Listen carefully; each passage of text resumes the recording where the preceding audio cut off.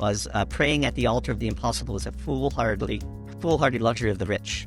The European garden, as one would call it, shall not be disturbed with the uncouth activities of mining and the things that are needed to make this transition happen. The estimates are that we will have to grow our copper and nickel and lithium and zinc by orders of magnitude over what we're doing today. In June 2023, I hosted 6 interviews, which became known as the Net Zero Delusion series. At the time, the videos were for subscribers' eyes only. The basic idea was simple. The writing was already on the wall for net zero. The real question was how it would fail and how investors could position themselves to profit from this. These days, net zero is falling apart before our very eyes. Not a day goes by without news of all the different ways that it's failing. That means the investment ideas we presented in our series back in 2023 have now begun to play out. So, did our experts get their predictions right 2 years ago? We invite you to watch the Net Zero Delusion series for yourself to find out.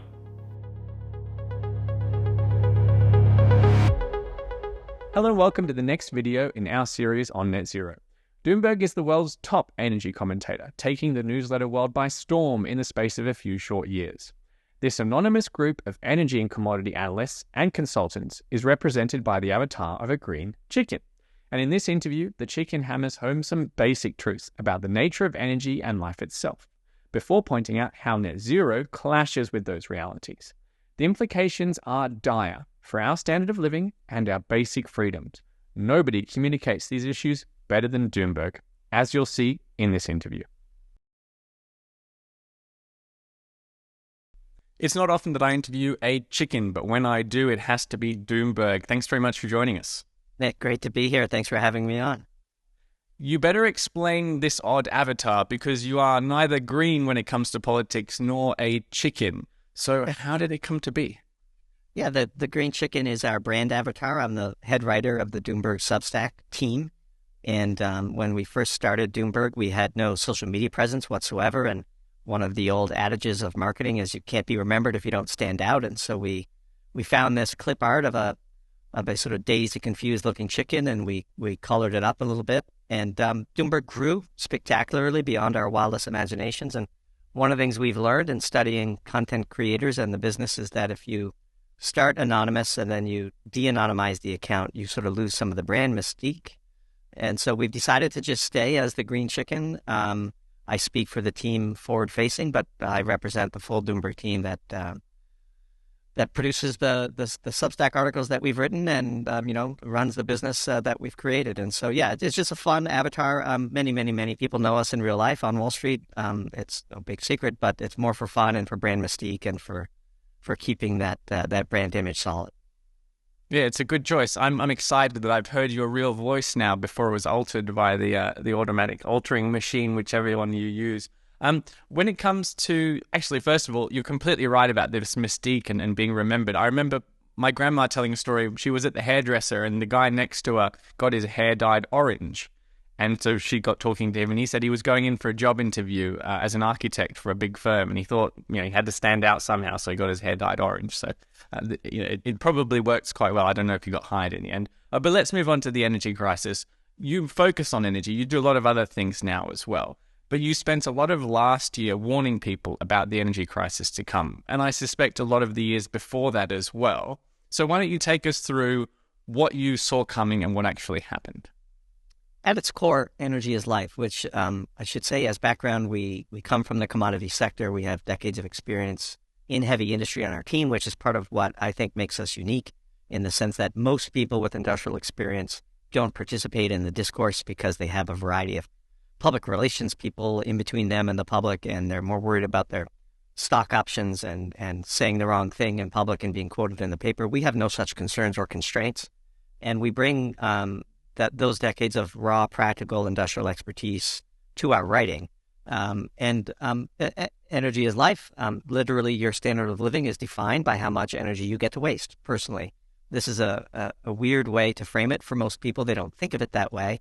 To most people, when electricity comes from the switch and heat comes from the furnace, and they don't do the back calculation to the actual work that's being done behind the scenes to make their lives comfortable, to make their environment suitable for thermal comfort, to grow all of the food that shows up magically at the grocery store.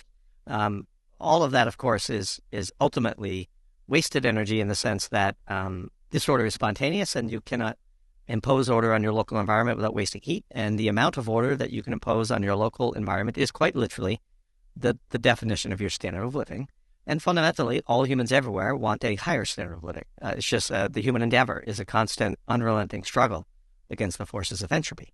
And so when we are in an environment where we are not producing a sufficient amount of really net BTUs of energy, then by definition, at some point, somewhere, somebody's standard of living is dropping. And then you mix in income inequality and all of the challenges that come with that. And so what we saw in the post-COVID world was a convergence of the aftershocks of the lockdown, oil price going negative, energy companies going bankrupt, combining with the defund the fossil fuel movement and the growth of the ESG net zero phenomenon, led to an energy crisis that manifested in Europe long before Vladimir Putin overplayed the leverage that he thought was given to him as a consequence of these convergences. And we saw natural gas skyrocket to historic proportions. And the energy crisis spread globally, of course, because these markets are interconnected. The primary mechanism of spread for the global energy crisis was through liquefied natural gas, as the Germans and Western Europeans outbid the rest of the world for every LNG carrier they could get their hands on ahead of the winter. And so we saw, the collapse of the Pakistani electricity grid as a direct result of these events, and on it goes. Now, very fortunately and thankfully and luckily, it was an incredibly mild winter in Europe. 2022, 2023 was very mild. Our hope is that European leaders don't draw all the wrong conclusions from that run of good luck, although we suspect they likely will. So that's our vantage point. Very, very simple analysis. Is the world in a period of energy excess or energy deficit? And then the rest of the economy, including the movements of currencies and the outbreak of wars, can often be explained through that very simple lens.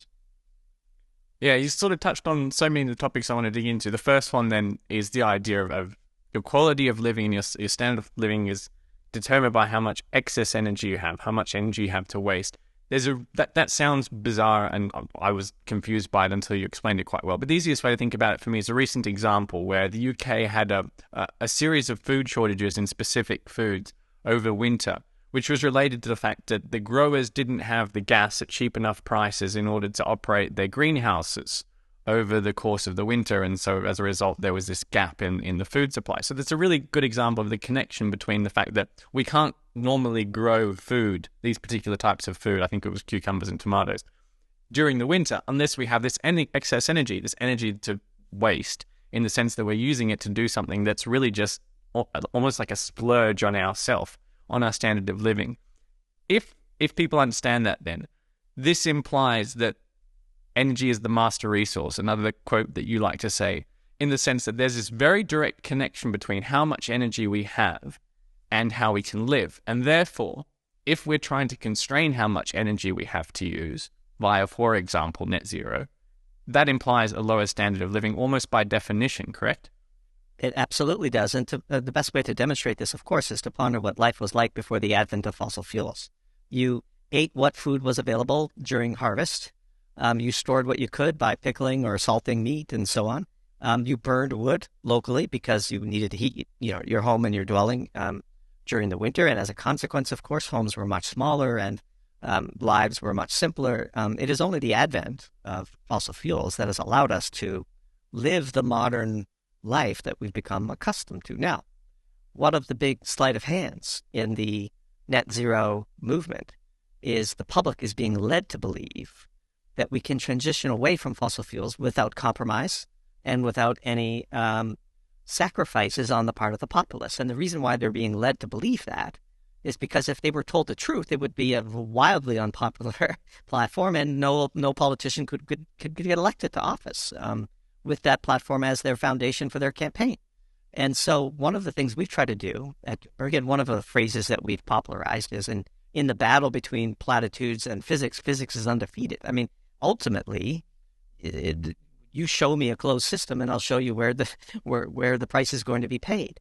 It has to be paid. The physics will not be denied. And this is all okay. We can decide collectively that we want to reorient our economy around the following equation. The total amount of standard of living we can create for the populace divided by our carbon emissions. But we shouldn't ignore the numerator in that equation. We can decide collectively that we want to minimize our carbon emissions, but that must come at the expense of somebody's standard of living. And we should be upfront about it. We should be honest about it. We should have an adult conversation about it where we measure the trade-offs. One of our expressions that we borrowed from a famous author whose name escapes me right now is, there are no solutions, there are only trade-offs. And so this fantasy talk that we can somehow reinvent our economy and basically go backwards down the energy density ladder without consequence or recourse. And the only reason why we're not is because of the evil fossil fuel companies who are profiteering. It's just silliness. It's absurd. Now, look, we can agree or disagree on the potential alarmist calamity that climate change represents. But you cannot ignore that if you're going to push net zero at the speed with which people are being led to believe it is possible, there will be social upheaval, because ultimately the path between, on the path from abundance to starvation is riot. People will put up with a sudden forced drop of their standard of living by the authorities. They just won't. But Doomberg, trying to save the planet justifies doing pretty much anything, doesn't it? Well, if you believe that the planet is truly in jeopardy, then I suppose all bets are off. But then you have to convince people that the sacrifices are worth it. So again, I would draw the distinction between people who believe that the Earth and its future are in balance, and people who believe that but try to tell the public there's an easy solution if they're right. Like I'm sure we'll get into it, but I had a great debate with Professor Steve Keen on this topic. At least he's honest about what he would do and what he believes is needed to be done. Give the man credit. He is not he's not minimizing the level of sacrifice that he believes is necessary, and nor is he unwilling to admit that politically that's a very challenging thing to get done. And so, not to jump ahead, but the thing that we take issue with the most is this sleight of hand that there are easy solutions. Just build out wind and solar and batteries, and everything will be great. That somehow solve this existential threat to humanity. Now, we happen to be in the camp that believes that human ingenuity is more than capable of handling any challenges that climate change might eventually represent to society in the decades ahead. But we don't even need to argue that point. We can concede it as an axiom for the discussion and say, okay, given that, what should we do? And what are the consequences, and who will pay those consequences? Because if we don't start having adult conversations on this, nothing is going to get done, and we're just going to run hurtling towards the wall and see how this experiment plays out. Yeah, let's touch on that debate with Steve King, because it made the point really nicely. So Steve King is an economist. I'm a huge fan. I was until I listened to the debate. It was sort of like a debate between yourself and Steve. The history is that Steve challenged neoclassical economics very well. He pointed out that it doesn't include the financial system and banking in its analysis, and therefore neoclassical economics, as it's taught in universities around the world, is deeply flawed. He actually reminds me a lot of you in the sense that you've pointed out the same in terms of energy. That energy is largely ignored by neoclassical economics as it's taught in university, even though it is the most important part. And so, for example, he lost a bet that Australian house prices would crash in 2008 around that time. And as a result of losing that bet, he had to walk to Mount Kosciuszko, which is the highest mountain in Australia. And he turned the whole thing, instead of being an embarrassment for him, into a publicity stunt, a campaign for affordable housing in Australia, which I thought was really clever. And I regret not joining him on that hike, which lots of people did. It turned into a big campaign. So I admired him very much. I've met him personally. He came and spoke at our conference of a sister company of ours in Australia. But then he jumps onto this interview or this debate with you about climate change because he's taken a strong interest in that field. And what he's done is he's analyzed what would it actually take economically speaking in order to achieve net zero. which is sort of the theme of a series of interviews, which this is part of, the idea of what would it actually take and whether that's plausible. And his conclusion is rather extraordinary and extreme in the sense that it's going to take World War II rationing, it's going to take nationalizing the oil companies and so on and so forth. And you sort of bit your tongue and kept your temper, which I thought was absolutely hilarious. And you sort of stayed polite in the face of all these very extreme views. But as you say, he's just being honest. He's actually done the maths. Do you think net zero is plausible, given that level, assuming he's right, given that level of complete, command and control economics, political control, everything's just going to be so extreme? So I should say, before answering your question, it was easy for me to bite my tongue because I felt no desire to. I mean, he was being honest, and I applaud his honesty. And in fact, he also has worked very hard to include energy into fundamental economics. And I always like to start debates by laying out all the things we agree upon, and we did in that debate. And ultimately, I disagreed with his assessment of the state of alarm that is needed. I would fade the alarmist climate change movement. But again, one need not do that to understand what the potential answers would be. And his views around what would be needed to be done, again, if you take it as an axiom that we must shrink our carbon footprint by 50%, then of course those are the things that need to be done. They're never going to be done. And we're not going to shrink our carbon footprint by 50%. And worse than that, the developing world has looked at what Germany did and ignored what they are saying and saying, okay, we're going back to coal. Pakistan bet the farm on LNG, and the moment things got a little sketchy in Germany, they were outbid in the market and left literally in the coal. Do you think that the hysteresis of these past events isn't imprinted upon the leaders of Pakistan, which only happens to have 250 million people in the country? Of course. And so, and I think Professor Keene even admitted that his policy would never get implemented. It's just and he agreed that we are running the experiment, as I said on the debate, brace for impact, because what you're proposing is never going to happen, and the people aren't going to put up with it, and we're going to run the great carbon experiment. China is building out coal at a pace that far eclipses the speed with which the West is weaning itself off of coal, to the extent that we even are. Germany, of course, brought back 16 gigawatts of coal power at the first sign of panic. And so even the Germans, wasted hundreds of billions of dollars chasing this net zero fantasy. The moment we said in a piece, I forget the title of the piece, but at the first sign of trouble, they retreated to the coal mines with the speed and efficiency of the evacuation of Dunkirk. I mean, they went straight back to coal because ultimately energy is life. And when choosing between the abyss today and a possible challenge in the future, people will always roll the dice on the future. And this is where we're headed. And so I had no issue with anything that Professor Keene said. I mean, I disagreed with his policy choice, and I disagreed with the extent to which we are all under existential threat. But those are legitimate beliefs, authentically held and politely expressed. And so I had no issue with it whatsoever. There was a particular moment in that debate when Professor Keene said that all the oil companies would have to be nationalized. And for some strange reason, instead of his face being on the center of the video, it was your avatar of the slightly choking and strangled looking chicken, which I thought was hilarious because it looked like a good reaction to the idea of nationalizing all oil companies and the prospect of actually doing that.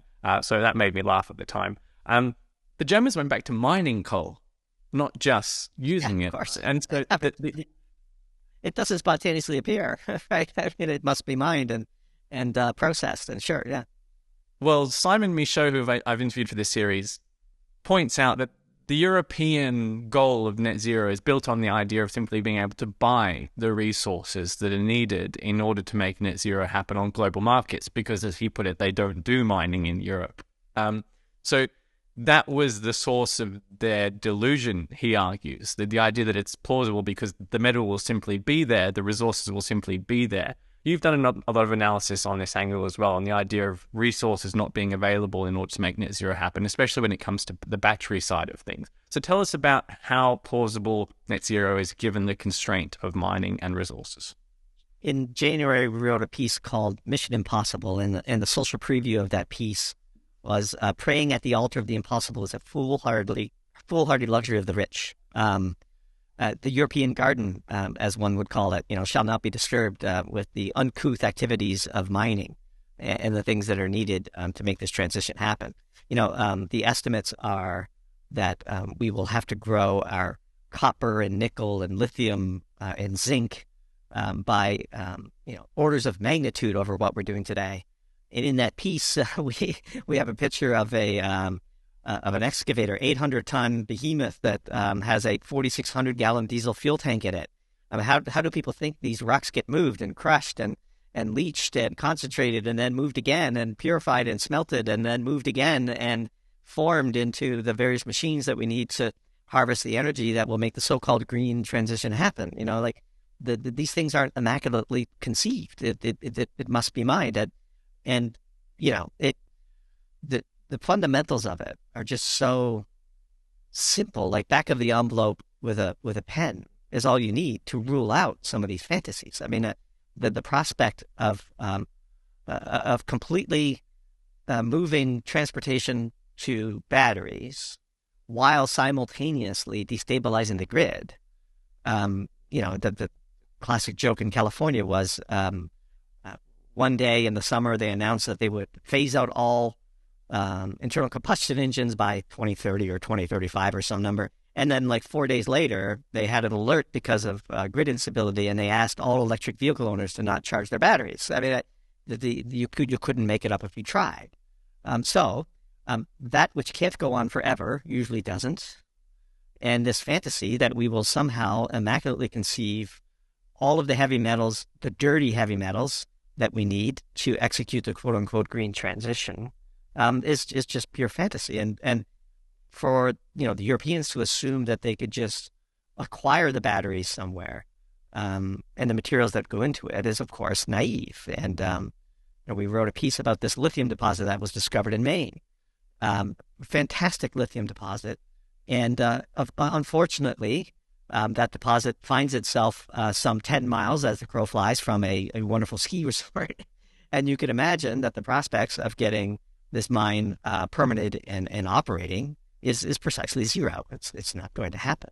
The piece was called Transition to Nowhere, because ultimately we're not going to do the things necessary to execute the so-called transition. And so why do we pretend like we will? It really is a fascinating study of the human mind that we come to believe these things that are provably, demonstrably untrue. It really is just amazing. What has gone wrong there? So that's the big mystery to me.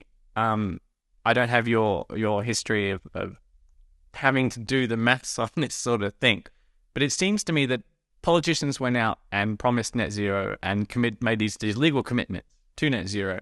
Nobody ever did the back of the envelope maths, let alone a proper analysis of how to do it and what that actually means. How can that happen? I mean, how can politicians make a law that they're going to achieve something without having the slightest idea of whether it's even viable at all?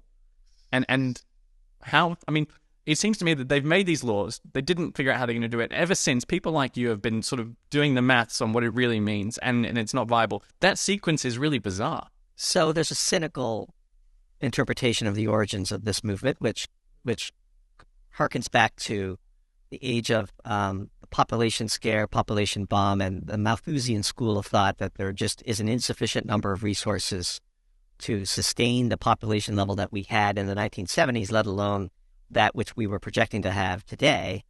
And as a consequence of that, there is a cynical sort of a Malthusian strain at the sort of bedrock origins of the modern professional environmental movement. And they're embarrassed by that history today, and they actively work to cover it up, which I totally understand. But that thinking still permeates the cocktail party circuit, as it were. And we believe that they have infiltrated the political and educational movements to try and spin this lie of both the calamity that awaits us and the ease of the solution if we would all just choose to pave the road with green dreams and unicorns. And so politicians, not sure how many of them you've met, generally aren't the smartest people you'll ever meet. We like to say they're the still bottoms of society. Either they're incapable of flourishing in the private sector, or they have loose enough ethics that they view serving public office as a way to enrich themselves. Now, this is, of course, probably an American view, and I know that this is a British audience. I'm not an expert in British politics, but I suspect that when you take a step back and dream about the best and brightest that the British have to offer, Boris Johnson probably doesn't come to the top of mind. And yet, here we are. And so, in our view, these people have been fooled. There's a hardcore set of Malthusians that are driving the agenda, and people are being brainwashed. It really is almost cult-like. It's amazing to see. But are there institutions that are supposed to protect us from this sort of delusion at the political class? I mean, what happened to the Congressional Budget Office? In the UK, the amendment to the Climate Change Act, which promises net zero by 2050, was passed without a vote in the Commons. So I didn't even know that was possible. So how did the institutions that are supposed to protect us from politicians making a completely delusional law fail us? Education starts with education first, of course. Anybody with any proper training in physics would know that this was never going to work. So education has been tainted. And then it goes to the finance sector, of course. Wall Street is if nothing else, get along to get along, and are willing to placate tomorrow's problem to make it look like they are, good citizens today. The most amazing thing is to watch the chemical industry try to conceive of ways where it will have, zero carbon emissions.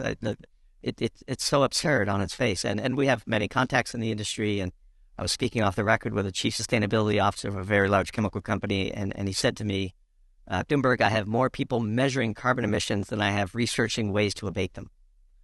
So this entire complex of bureaucrats and measurers and public affairs professionals, you go to these COP conferences and it's just filled with know-nothings. It's really amazing. And there's no nicer way to say it. The entire scientific field has been corrupted. We wrote several pieces about, science by press release, and a most recent piece, on batteries, a piece we wrote called Here We Go Again. It's just amazing how these same sort of fallacies and dreams make their way into respectable discourse, as though there's some easy answer here. Look, again, back to Professor Keene. Full credit to him. There are no easy answers. If he believes genuinely the planet is at risk, his answers are in fact what we would have to do. And good for him for saying it.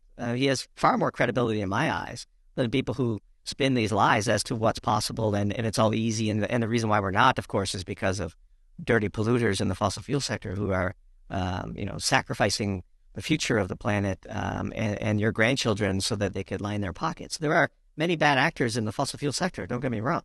But by and large, they're doing amazing work, providing a standard of living for the rest of us. The irony here is that because the politicians have made these laws and made these commitments, they're facing quite a few lawsuits and sort of unintended consequences of these laws. I think you mentioned a lot of for example, the Heathrow runways, a good example. There's a bunch of energy projects that are getting denied, which nations probably need quite badly. So this law, this commitment to net zero, is having an impact already on our day-to-day lives, right? And I don't think politicians quite realize what they were legislating, as a constraint on themselves and their own policy. Ultimately, let's take an analogy from the central banking world. When it comes time to choose between the abyss and breaking the law will be broken. And so there will come a point where enough pain is being realized by enough people that the constraints of the law, quote unquote, will be wiped away, either out of political expediency from those in power or because of a revolution. I mean, again, as I said earlier, on the path from abundance to starvation is riot. The people won't take it sitting down. And it's just sad to see that we will eventually have to experience that amount of pain before we realize the fallacy of our ways. But we have come to accept that fact, that there is no path function that allows us to come to the proper answers. In fact, there are very reasonable proposals that we could do if we want to optimize the ratio of standard of living divided by carbon emissions. One of them is a nuclear power renaissance. Now, this is the exact same people, these Malthusians, who are anti-energy, anti-human, are anti-nuclear power for the exact reason that it provides essentially limitless power with no carbon. And therefore, because it is the solution that requires no technical inventions and is totally financially feasible if we would just get out of our own way from a regulatory perspective, again, which is jammed up by these same Malthusian environmentalists. There exists technology today to maintain our standard of living and reduce our carbon emissions radically, and that technology is nuclear power. The fact that environmentalists, many of them, not all of them, are opposed to nuclear power tells you everything you need to know. It is not about maintaining standard of living. It is about decreasing the number of humans on the planet. It's just that simple. That's what they would like. They would like fewer people. And they should run on that and see how it goes. You mean politically, run on it politically. You also make the point that the downsides of nuclear power are largely artificially created by those same people. Well, the big canard, of course, is nuclear waste. And it is, we wrote a piece called Angels on a Pin, I think. In the grand total of all of the nuclear electricity we've created in society, you cannot point to a single person who's ever been injured by nuclear waste. Not one. The amount of nuclear waste that we have generated would fit into a basketball court, something like 20 meters high. I always get it confused as to whether it's the U.S. or the world, but they're very close. We could bury this stuff underground and never think of it again, and no human would ever get hurt, ever. It's so absurd. And the industry is at fault here because they have allowed themselves to be tricked into thinking they need to get to, 7 nines security, 99.99999, and by submitting themselves to this insane over-engineering challenge, they have allowed the public to believe, well, if they're putting that much effort into it, there must be something really bad going on. The nuclear waste, in the grand scheme of trade-offs, nuclear waste is literally a nothing burger. And anybody who thinks nuclear waste is an issue is either a victim of propaganda or a knowing purveyor of it. There's no other way to say it. It's much the same for permitting and the time it takes to build these things, and you go through those issues. You're very passionate about nuclear energy. It's one of the few things I've sort of heard you almost lose your temper on, which I was cheering you on when you do. I also want to get back again to this idea of, if you accept the constraint of trying to save the planet, well, first of all, then of course nuclear waste is not a comparative issue at hand. But if you accept this idea of needing to save the planet from carbon emissions, there are two ways to do that. One is to make the economy and our living standards small enough to fit into an achievable net zero box. And Steve Keen makes the point that that's not a very nice box. Or you can come up with extraordinary and wonderful technologies that are going to allow us to have so much energy that our standard of living actually is quite high. And what you do better than anyone is you also address the supposed solutions that will allow renewable energy to provide us with a high standard of living. So let's go through some of those solutions. Let's start with hydrogen. Yeah, hydrogen is not an energy source. It is an energy carrier, and it must be produced. Water is a thermodynamic sink, which is why it exists aplenty on the planet. In order to produce hydrogen, you either have to split water or you have to use fossil fuels. And so, in a world where energy is free, i.e. nuclear power, hydrogen makes a lot of sense. And we envision a world where we would use hydrogen combustion engines in our automobiles. And you could drink the water that comes out of the tailpipe. That's fine. But in a world where energy is free, lots of things are possible. And so the problem with hydrogen is, again, it's not a closed system. Where does the energy come from? So as a rough approximation, the amount of energy you need to put in water to produce hydrogen, you get about half of that amount that you need to put in back in useful work form. And so hydrogen would be great if we had a fleet of nuclear power reactors to split water using electrolyzers. That's totally possible today. Again, in a world where we get serious about producing the primary energy, how we go about efficiently using that is a completely plausible and logical discussion to have. And so producing hydrogen from renewable energy is a whole different challenge because, all of the issues that surround the energy payback period of producing the solar and wind, that go into that would come to fore. But that, I'm sure, will come up as you ask me about the other proposed solutions to the energy challenge. Yeah. Well, you go ahead then on the idea of solar and wind. Can we build enough of it to create that much energy? Enough to produce hydrogen and to store energy in batteries and all the rest of it. Wind to hydrogen to ammonia Rube Goldberg contraption will never work. But let's take them in order. So when we look at these technologies, we try to do so with an open mind, and we ask ourselves, what are the pros, what are the cons, and what is the propaganda? Because all of these are, of course, propagandized to the nth degree. And when we do that, if we start with solar, what are the pros? Well, the biggest pro of solar, and we're fans of the technology, and we have a lot of experience in the industry on our team, is that there's so much energy bombarding the Earth on a daily basis that it is just silly that we would ever not explore solar as a possibility. So there's a near infinite source of carbon-free energy that bombards the Earth every day, and that's real, and it shouldn't be ignored. The other big benefit of solar is there's few moving parts. Once you've set up your solar array, other than tracking, the angle of the sun for optimization, there's no real moving parts.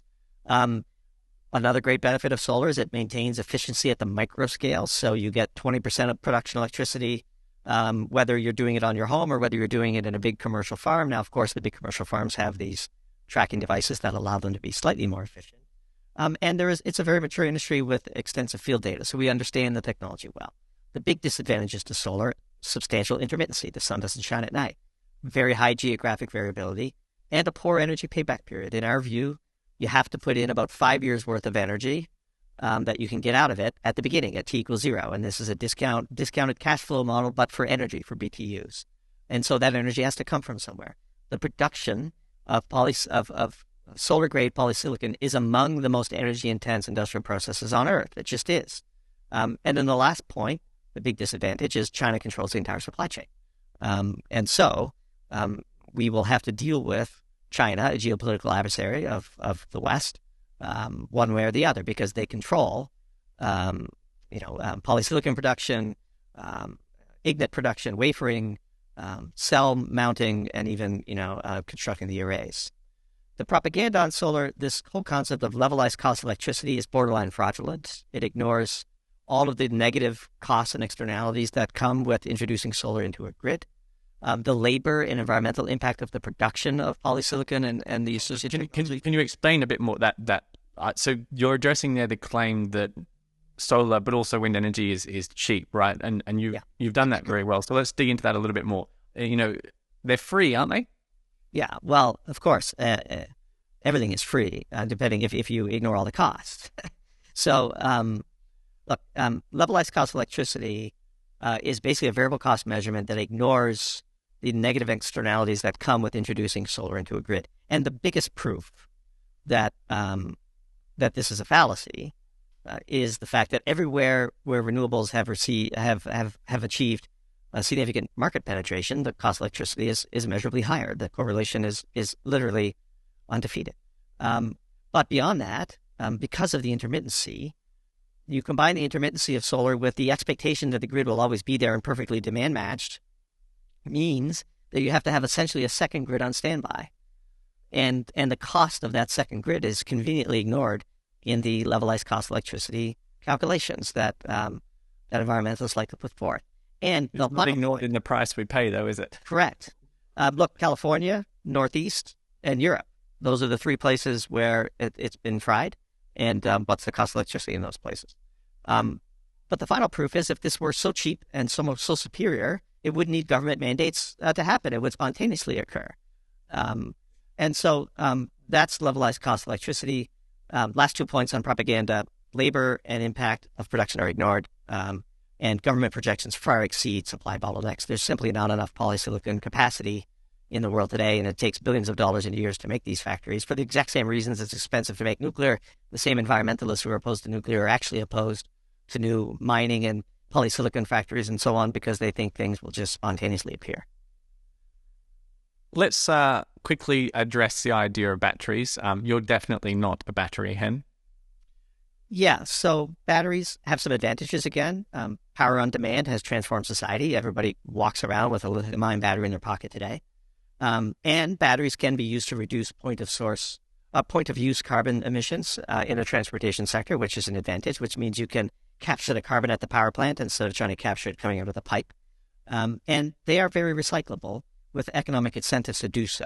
So you can imagine a world where we have enough batteries in circulation that recycling becomes a bigger and bigger part of the quote-unquote mining needed to maintain such a society. So urban mining is the phrase that's used, which we concur. The disadvantages is we currently have woefully inadequate storage capacity for any meaningful grid backup, let alone meaningful transportation shift. And there's this trade-off forever between speed of recharge, energy density, and fire safety. You could only really have two of those, and society expects three. The big propaganda here is this myopic focus on full battery electric vehicles, as opposed to a much more sensible policy, which we've advocated for, which is plug-in hybrid electric vehicles. And let me give you a minute on this. A full battery electric Tesla, let's say, might have an 80 kilowatt hour battery pack in it. And with that 80 kilowatt hours, you will abate one driver's full carbon emissions. We believe, demonstrated conclusively that battery materials are the constraint, and one of the sort of basic management principles is if you have a constraint, you must manage to it. If instead of that one battery pack going to one driver, we divide it in four and abate 80% of the fossil fuel use of four drivers, in a plug-in hybrid, where the first 40 miles, say, are carbon-free, and then if you happen to drive more than 40 miles on a particular day, the backup engine kicks in. 4 times 80 is 320. So you get 3.2 times the fossil fuel emissions with a plug-in hybrid strategy, and yet these same environmentalists who oppose the permitting of new mines insist on full battery electric vehicle as the only potential solution and actively work to dissuade governments from incentivizing the proliferation of plug-in hybrid vehicles, which is literally insane. And so that's our view on batteries. I believe the hybrids are less resource intensive to build as well. Of course, yeah. Well, you have a small engine, which we know how to build, and then you have far less battery materials. The constraint is battery materials, and so we should manage that constraint. It's quite simple. But aren't we just going to mine the seabed in order to get our hands on those battery materials? Yeah. You're referring to a piece that we wrote on deep sea mining, and we would classify deep sea mining and all proposals associated with it as charter members of what we call the grift bin. We wrote a piece in January called Sunken Treasure, and the social preview was deep sea mining would be a massive cash incinerator, not a panacea. Look, it's just very common sense. The quality of these ores is indistinguishable from mines that are permitted on land today, and going out in the sea and scooping up buckets, meters and meters underwater, and then transporting that to the very same concentrating facilities that are needed to turn these deposits into workable metals. It truly is just a classic Wall Street grift in our view, and we would be short any deep sea mining proposals that came our way. Yeah, it's a good example of a pitch to an investment bank rather than that's the physics and platitudes again, isn't it? Really. Well, the sleight of hand they use is an important one, and we highlighted in the piece, which is sort of the difference between a resource and a reserve. So a resource is a calculation of the total sort of number of molecules of nickel you might have in a deposit, but a reserve is a subset of the resource that is economically viable to mine.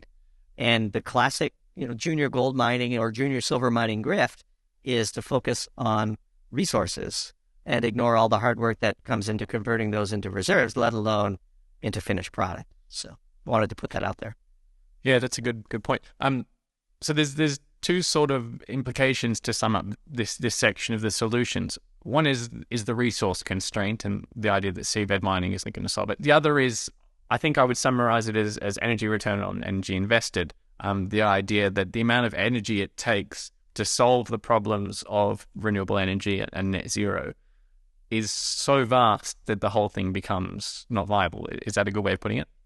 Well, yes, except we have a solution today, and the energy payback on nuclear is 6 weeks. We'd like to say if nuclear fission was invented today, it would be hailed as an energy-saving civilizational sort of, a civilization-saving energy breakthrough. It would be a panacea, a true panacea, and we have it today, which is why it's so violently opposed, of course. But wind we didn't really talk about, but same arguments with a few other challenges with solar. Look, we're all for having an adult conversation like we did with Professor Keene about what is necessary, what is viable, scientifically, politically, and culturally to affect this kind of change. And to the extent that we're able to contribute to that conversation, we're happy to do so. But yeah, I think the solution exists. We don't want to use it. So we're going to try to force solutions that are guaranteed not to work. And the harder we push, the more we will be stretching the rubber band of societal unrest, and eventually that band will snap. And that's what we're seeing around the world today at the first sign of an energy crisis. And we're nowhere near where the net zero proponents think we will be, say, by 2030. We've just learned the hard way what it means to be reliant on Russia for our energy in Europe. Ironically, of course, that transition to gas and to Russian gas was also driven by this emissions issue. We're about to make the same mistake again when it comes to China. At least that's what I focused on. Tell us about that, but also tell us about the other places, the less savory places, which you also focused on. You wrote a great piece about Qatar and some of the others. This is a geopolitical nightmare in the making, and it's exactly the same mistake we just learned. So if you are going to engage in environmental NIMBYism and outsource all of the dirty work that's necessary to maintain the standard of living that our populace has become accustomed to, it is, by definition, going to involve compromise. So we wrote a piece about Qatar, and Qatar has some pretty ugly domestic policies. They essentially run a modern day forced labor operation. It's one of the more dangerous places for expats to work. This, of course, bubbled up during the scandal of the World Cup, which is sort of a visceral way to bring it home to your audience. And yet, while the Germans were protesting correctly the treatment of certain underrepresented minorities in country, they were cutting a deal to get natural gas from the very same leaders they were protesting. And this lays bare the hypocrisy of it all. Same thing with mining. If we're not going to mine in the beautiful European garden, that means you have to go mine somewhere on the planet. And that usually means developing countries that have far less environmental standards than we do, and ultimately lead to things like, tailing ponds, dams collapsing, and hundreds of people dying, and environmental damage that is unthinkable in the West. And so these are just the real trade-offs. Again, back to no solutions, only trade-offs. And so on the Russia point, yes, of course, they refused to do fracking and relied upon cheap and reliable natural gas coming via pipeline from Russia until that was demonstrably a foolhardy decision after the invasion of Ukraine. But who thinks that China is going to be any better to us geopolitically? And in fact, China's control over the resources needed for the green energy transition is far higher than Russia's control over natural gas. At least the U.S. was able to stem a lot of the supply gap with the fleet of LNG carriers heading from the Gulf of Mexico to Europe on a daily basis. That possibility does not exist for the rare earths that are needed and many of the other mining materials that China is encumbering. Not only that they produce locally, but they're cutting deals around the world with the countries that are producing them, and they own the choke points. So if we go back to solar, they own 97% of the polysilicon ignite market. You cannot make solar cells without going from polysilicon to ignite to wafer. That means basically every kilogram of polysilicon even produced in the West, and there's 3 plants making polysilicon in the United States today, for example, every kilogram of that goes to China and gets commingled with polysilicon that the US and the UK governments believe is made using forced labor. Atomically, those things get commingled, formed into ignits, sliced into wafers, assembled into cells, and ultimately converted into modules that go on your home. Every solar panel in the United Kingdom today is tainted with slave labor. Just is. It's only a matter of degree. And yet we conveniently ignore this because it's green. Well, in the case of Russia, we couldn't ignore it because a war broke out. And it looks like tensions are flaring between China, the US, and Taiwan. What happens when war breaks out there? There goes your green energy supply chain. And so, these things are easy to point out in advance and ultimately need to be faced. Again, back to the whole no solutions, only trade-offs. Yeah, I'd suggest it's worse than slave labor, but let's not go there. Let's turn to carbon offsetting. So some proportion of our emissions are not going to be able to be cut to zero in the green energy world. So that the net zero dream, those have to be offset somehow. So what's the status of the offsetting technology and the offsetting industry? I'm assuming you're going to tell me it's very energy intensive once again. So there are two sectors in that industry, and it's important to differentiate them. There's the official carbon credits market, and there's the unofficial carbon offsets market. And there's a lot more grift in the latter than the former, of course. Carbon offsetting to us is not a super efficient way to go about the challenge. I do think that carbon capture and sequestration is totally plausible, and a technology worth investigating. Unfortunately, for the environmentalists, the enabling economic incentive to create a system of carbon capture and sequestration is, in fact, in enhanced oil recovery. By injecting CO2 underground, you can produce more oil economically, but that is, of course, quite unpalatable to the environmentalists. But, for example, one could envision a world where Saudi Arabia, which does no EOR today because it has no carbon dioxide to capture and inject underground, could implement this technology we profiled in one of our pieces called Rice-A-Roni, where you produce, you burn natural gas with purified air using an air separation unit on the front end of the power plant, and you get purified CO2 at the back end, which you then use to inject into ground to produce more oil. So if you're Saudi Arabia, which today burns oil to make electricity and doesn't produce as much oil as it could, the incentives are pretty clear that converting their electricity grid to natural gas, which they have an abundance of, capturing that carbon, injecting it underground, and producing more oil is sort of a win-win for them, and we could see that happening. Capturing carbon out of traditional natural gas and coal power plants is far less economic and far more challenging, especially if you're not going to be allowed to use it for EOR and capture some revenue on the back end. But that technology is plausible and doable. The official carbon credits market is designed to put a price on carbon, which is actually a fine way to achieve the objective because market forces are way better than central planners at achieving these outcomes.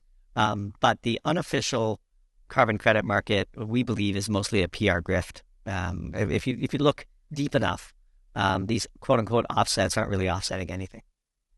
My fear with this particular issue is it's a similar argument to the one about the living standards and excess energy.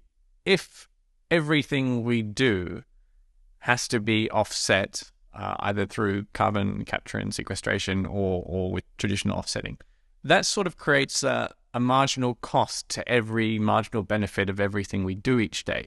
So it seems to me that the whole net zero idea is a huge punt on being able to capture carbon cheaply enough to maintain a reasonable standard of living. If the cost is too high, then most of the things we do each day that we'll like to do each day will no longer be justified because we'll have to pay that cost of offsetting its carbon. Are you worried about that? Of course, yes. I mean, this is a roundabout way to confront the cost of carbon if we decide that that's what we want to do. And so at least, again, the sort of carbon credit, carbon offset approach is an effort to put a market cost on it. And it's hard to imagine we could meaningfully reduce our carbon without market forces and a true understanding of the cost. And to that extent, we're perfectly fine. At least it's logical and scientific. It is true that we waste. We said sort of almost flippantly that your standard of living is defined by how much energy you get to waste.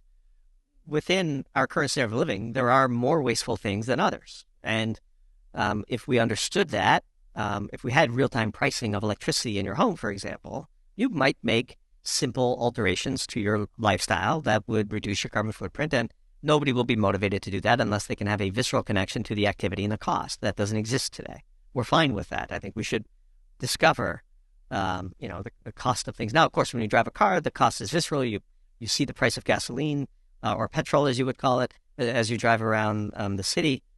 So their market is pretty efficient. If one petrol station is charging, 10% more than all of the others, they're going to get no business. People pay attention to the price of petrol and they react. We don't have that in a lot of the daily carbon-intense lifestyle choices that we make. And so to the extent that we can be better informed as citizens, I think that is a very small compromise to make and one that we should welcome.